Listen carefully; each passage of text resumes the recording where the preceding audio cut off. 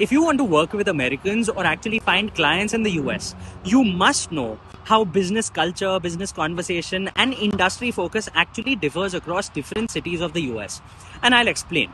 People in New York absolutely do not care about startups unless your startup is in fintech.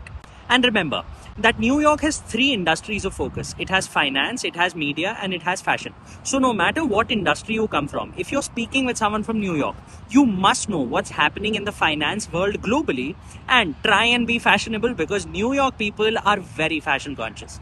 Second, a lot of people think that for anything long term AI related, they should actually go to Silicon Valley. However, Boston is the right city which focuses on biotechnology and AI startups because the city is very academic. It's got universities like Boston as well as Harvard.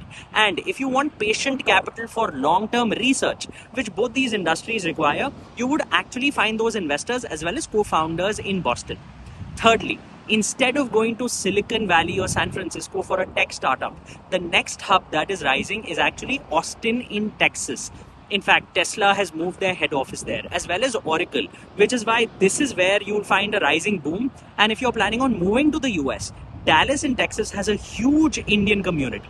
Now, let's talk about if you want to build something profitable, you must go to Chicago because Chicago startups get to profitability much faster and the entire city focuses on profit much more than growth and valuation. If you want to build something in, say, crypto, you should focus on going to Miami because that is where all that action is happening. In Los Angeles, all the focus is on gaming and media tech because, of course, Hollywood is there. Finally, if you want to go to Seattle, people who go to Seattle only go there for their jobs in Amazon or Microsoft. A lot more in the description. Share it with someone who may need it.